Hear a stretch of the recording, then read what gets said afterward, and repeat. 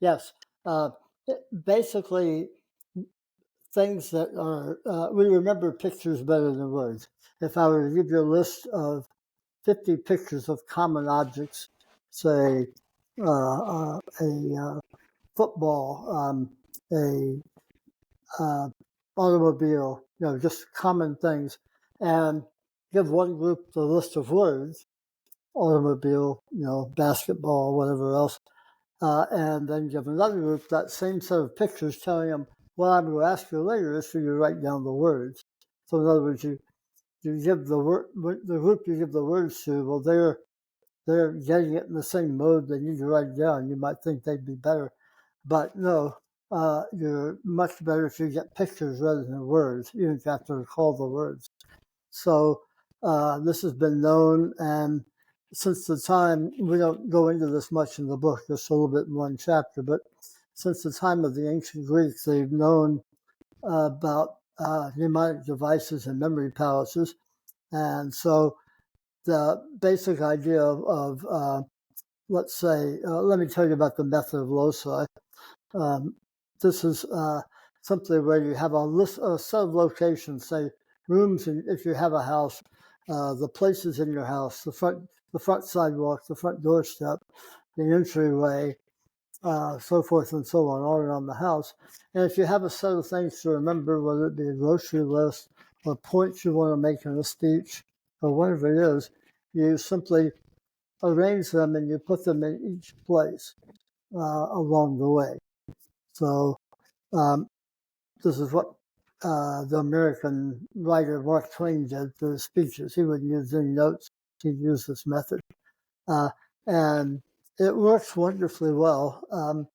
I used to do demonstrations in class when I taught the class of challenging the students the first day to, one of you make up 20 objects, just 20 concrete objects, and then present them one at a time for about 8 seconds at a time, and try to remember them in order. And I would use a version of the method of loci. It was actually a slightly different version.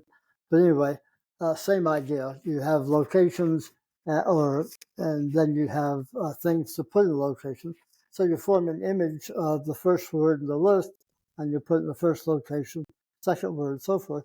And then you can, at the end, you know the locations. Those are your retrieval cues. And then I usually close my eyes and then run through my locations and call out items in each location. And try it. It really works so amazingly well. And the students are amazed if I can get, usually I get 18, 19, 20, but most of them would just get 5 or 6. So here's this old guy getting all these, and here they are not doing so well. And then they learn how to do it later in the course, of course. Yeah. So, From a student perspective as well, I like that style of approach as well, especially to use the Mark Twain example. It's far more engaging, I find, to listen to someone who's speaking a little more freely. And just yeah, that process of association sounds as though it leaves a little room to be in the moment. You know, when you have someone at the front of a room and you have to sit there and you can tell that they're doing their best to memorize a script, and perhaps they've got a piece of paper there, and yeah, I don't know, a little bit of the energy seems zapped away from whatever's being yeah. presented when it's like that. And I'm from the world of stand-up comedy here Ah, in Melbourne, Roddy, and what I notice on a regular basis is when you have a newer stand-up comedian, you can really see with a lot of them that when they're trying to recall a joke, they're recalling it the way they'd written it down. And part of the magic of the yeah, joke is just evaporated based on the fact that it's like, oh, okay, this is something that's being recalled. You're not right. You're not in the same yeah, room as us fully.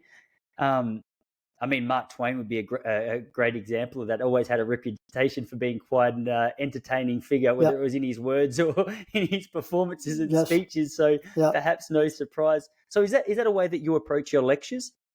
Yeah, I try to, these days with PowerPoint, I'll have pictures or whatever up there, but I try just to point to them and not, you know, regurgitate what's on the slide, because that's just deadly, reading your slides, and you see people do it all the time.